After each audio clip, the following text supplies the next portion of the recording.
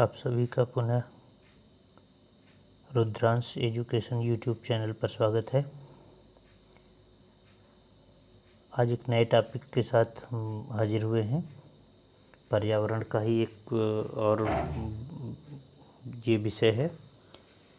यहाँ से सीटेट के प्रश्न बहुत से पूछे जाते हैं, इसलिए आपको ये ध्यान रखना है। सजीव चैप्टर है। सभी सजीव वस्तुओं को भोजन की आवश्यकता होती है। सभी सजीव भोजन से ऊर्जा प्राप्त करते हैं जो उनकी वृद्धि एवं शरीर के अंदर होने वाले जैव प्रक्रियाओं के लिए आवश्यक होती है। पौधे प्रकाश संश्लेषण के द्वारा स्वयं भोजन बनाते हैं, परंतु जंतु या प्राणी ऐसा नहीं करते और अपना भोजन वे प्रत्यक्ष या अप्रत्यक्ष रूप से पौधों से प्राप्त करते हैं। कुछ जंतु दूसरे जंतुओं को खाते हैं, जबकि कुछ जंतु पौधे एवं जंतुओं दोनों को खाते हैं।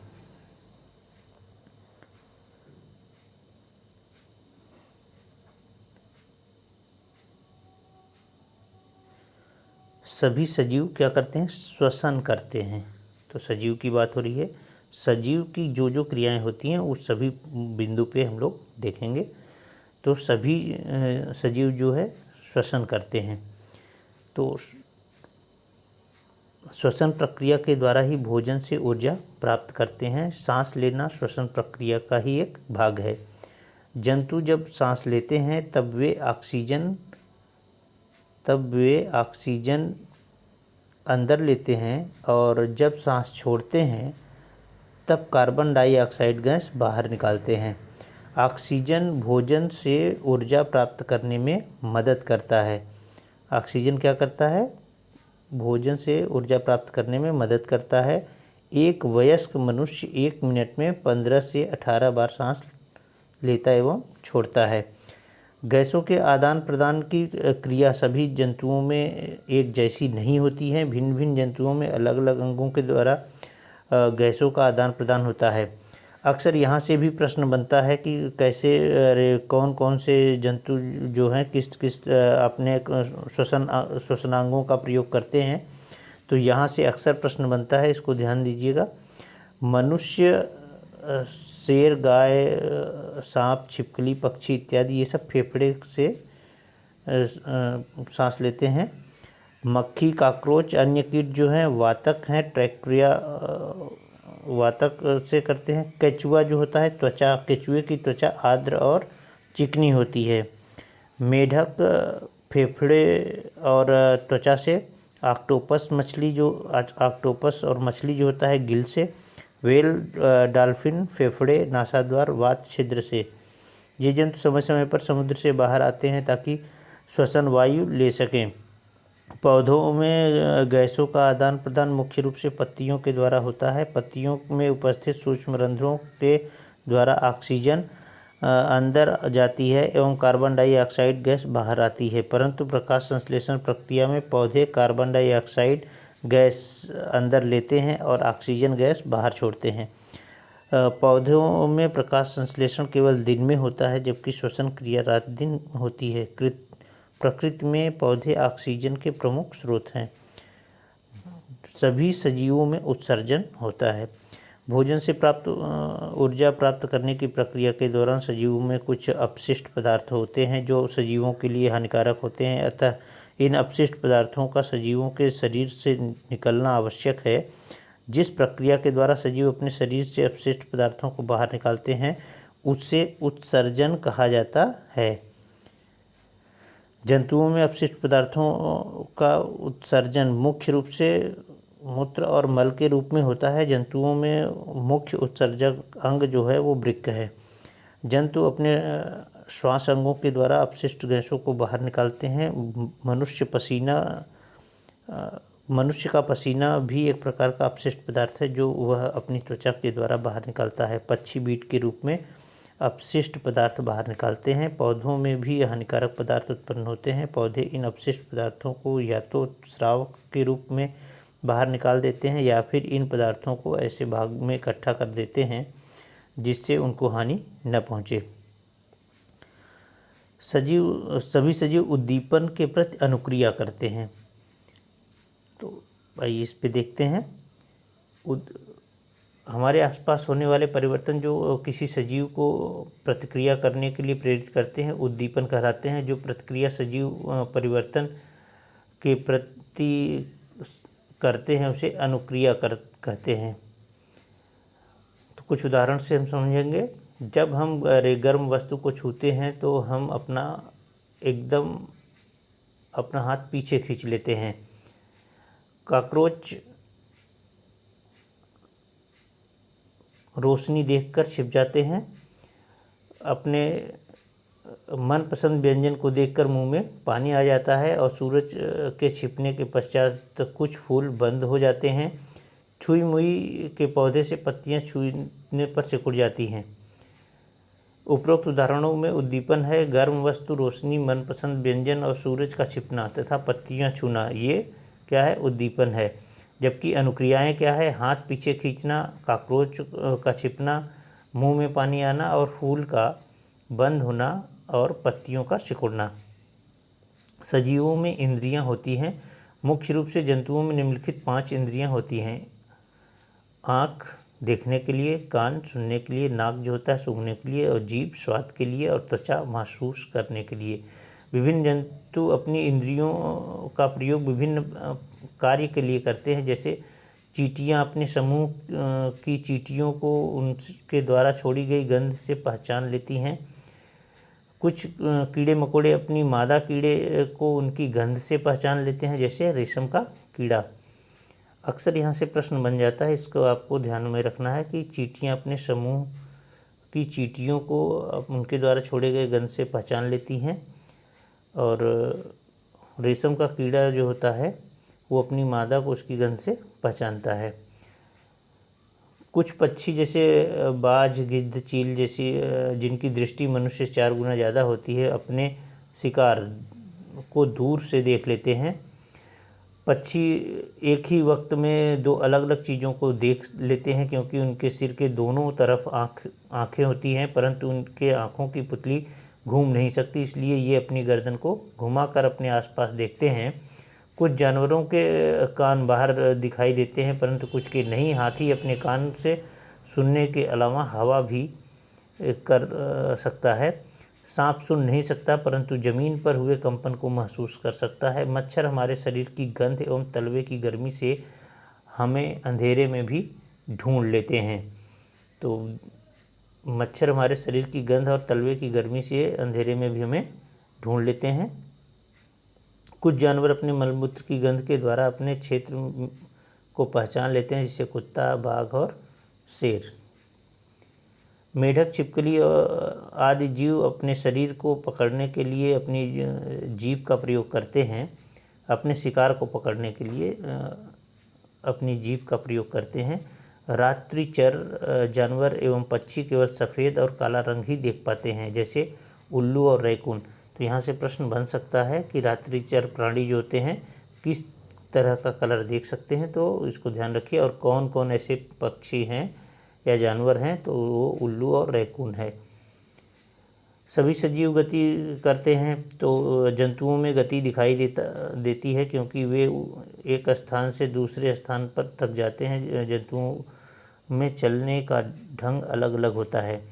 कुछ जंतु चलते हैं जैसे मनुष्य, शेर, कुत्ता, बिल्ली आदि। इन जानवरों में अलग अलग गतियों के लिए इनकी अस्थियों में अनेक प्रकार की संधियाँ होती हैं। मनुष्य में पाई जाने वाली संधियाँ हैं, तो इन संधियों के बारे में भी प्रश्न पूछा जाता है, इसको ध्यान में रखिएगा। कि जो कंदुक खल्लिका संधि है, यह इस प्रकार की संधि में सभी दिशाओं में गति होती है। सभी दिशाओं में गति होती है। यह संधि पाई कहाँ जाती है? कंधे और कूल्हे में पाई जाती है। हिज कब्जा संधि जो होता है, इस प्रकार की संधि में एक ही दिशा में गति होती है। यह संधि कोहनी और घुटने में पाई जाती है। अचल संधि, इस प्रकार की संधि में कोई गति नहीं होती है, यह हमारे सिर में पाई जाती है, इसको ध्यान रखिएगा। फिर अब खुराग्र या खूटी संधि, इस प्रकार की संधि ऊपर नीचे और दाएं बाएं आगे पीछे की गति होती है। यह संधि हमारे सिर और गर्दन को जोड़ती है। तो ये ध्यान रखिएगा कि सिर एवं गर्दन को जोड़ती है। संधि जहाँ दो से अधिक अस्थियाँ आपस में जुड़ती हैं उसको संधि कहते हैं। उल्लू काफ़ी हद तक अपनी गर्दन को पीछे तक घुमा सकता है।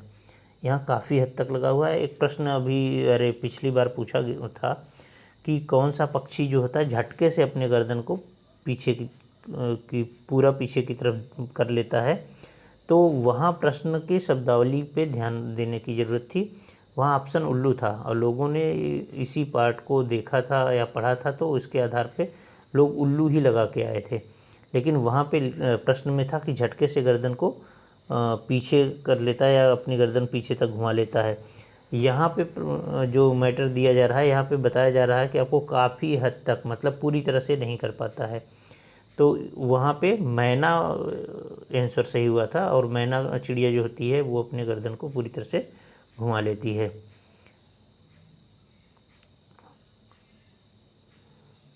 कुछ जंतु रेंगते हैं जैसे केचुआ, सांप आदि।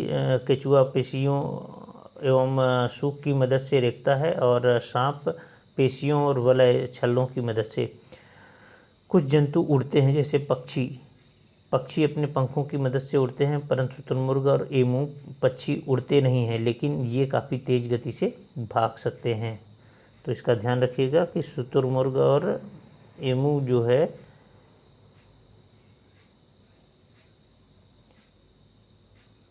ये पक्षी उड़ते नहीं हैं, काफ़ी तेज़ गति से भागते हैं। कुछ जंतु तैरते हैं, मछली, बत्तख आदि। मछली अपनी धारा रेखीय शारीरिक आकृति के कारण तैरती है और बत्तख अपने जालयुक्त पादंगुलियों के कारण तैरती है। मेढक की पादंगुलियों के कारण तैरता है। कुछ जंतु फुदकते हैं जैसे मेढक। कुछ जंतु चलते भी हैं, चढ़ते भी हैं और उड़ते भी हैं जैसे कॉकरोच। पौधे भूमि में स्थिर रहते हैं, परंतु उनमें पत्तियों का हिलना, फूलों का खिलना या बंद होना, उद्दीपनों के प्रति अनुक्रिया दिखाना आदि उनमें गति को दर्शाता है। सजीवों में प्रजनन होता है। जिस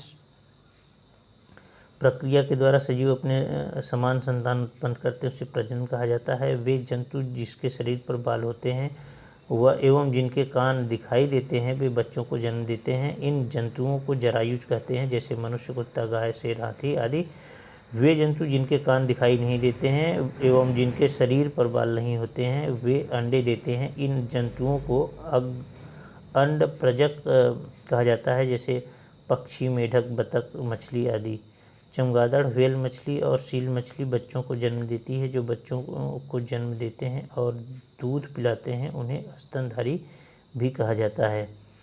जीव और उनके बच्चे, तो ये इसको देख लीजिए कि किस जीव के बच्चे को क्या कहते हैं। तो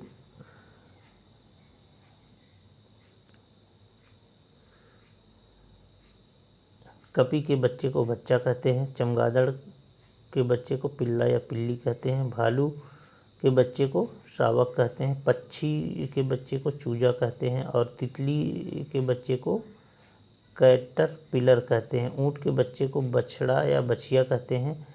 कौवा के बच्चे को चूजा कहते हैं और हाथी के बच्चे को बछड़ा या बछिया कहते हैं।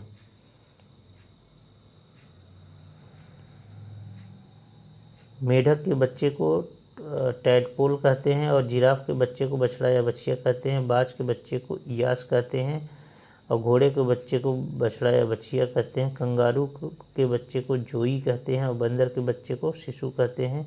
पेंगुइन का बच्चा चूजा कहलाता है। कुत्ते के बच्चे को पिल्ला या पिल्ली कहते हैं। खरगोश के बच्चे को बन्नी कहते हैं। शार्क के बच्चे को पिल्ला या पिल्ली कहते हैं। भेड़ के बच्चे को मेमना कहते हैं और शेर के बच्चे को शावक कहते हैं और याक को बछड़ा या बछिया और जेब्रा को बछेड़ा या बछेड़ी कहते हैं।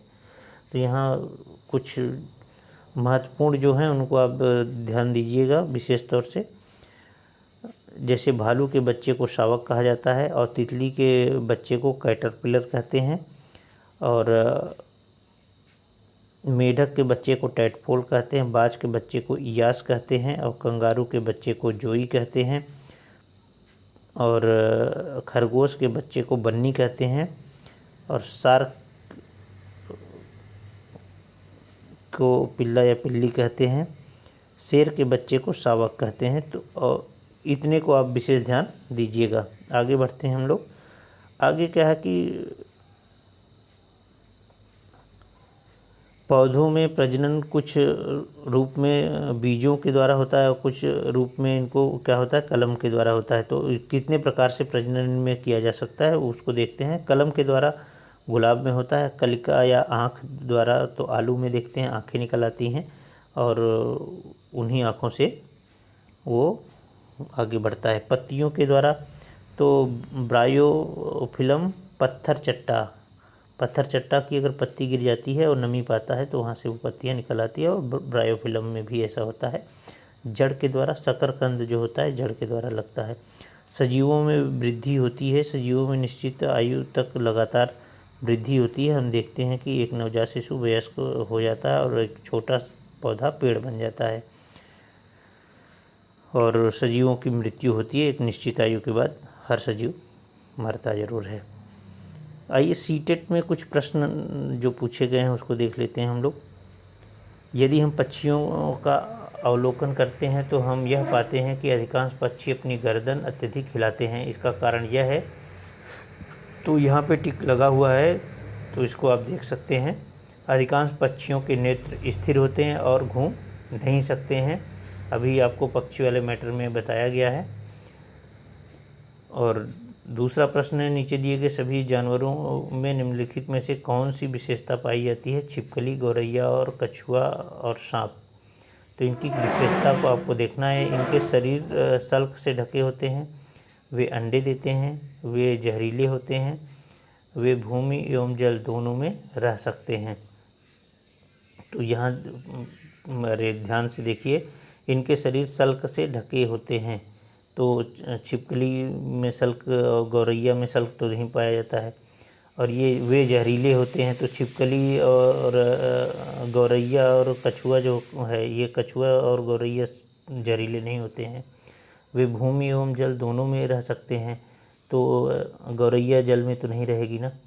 तो उस आधार पे अगर देखेंगे तो वे अंडे देते हैं। छिपकली भी अंडा देती है, गौरैया भी अंडा देती है, कछुआ भी अंडा देता है और सांप भी अंडा देता है। नेक्स्ट क्वेश्चन देखते हैं। निम्नलिखित पक्षियों में से कौन काफ़ी हद तक अपनी गर्दन को पीछे तक घुमा सकता है? यहाँ देखिए काफ़ी हद तक लगा हुआ है और यहाँ पे उल्लू होगा। तो इस प्रश्न को ध्यान दीजिएगा। अभी मैं इसके बारे में डिटेल किया हूँ आपको। कुछ पक्षी हमारी तुलना में 4 गुना अधिक दूर तक देख सकते हैं। तो ऐसे कौन से पक्षी हैं? चील, बाज और गिद्ध। भी ऊपर हम लोगों ने चर्चा किया है। कुछ जानवर रात में जागते हैं। ये जानवर हर चीज़ को जिन रंगों में देखते हैं, ये भी अभी ऊपर चर्चा किया गया है, काला और सफ़ेद में। तो आप देख सकते हैं ज़्यादातर जो प्रश्न पूछे गए हैं आपके इसी मैटर से हैं। सीटेट जिन लोगों को देना है, केयरफुली देना है, तो इस वीडियो के माध्यम से आप इस मैटर को पढ़िए और समझिए और प्रश्नों को भी देखिए। इस तरह के भी प्रश्न पूछे जाते हैं कि 4 कथन दिया हुआ है और इसमें से कौन से 4 कथन सही है या गलत है। जिन जानवरों को बाहरी कान व शरीर पर बाल होते हैं वे बच्चे देते हैं। तो ये अभी आपको बताया गया है, ये सही कथन है।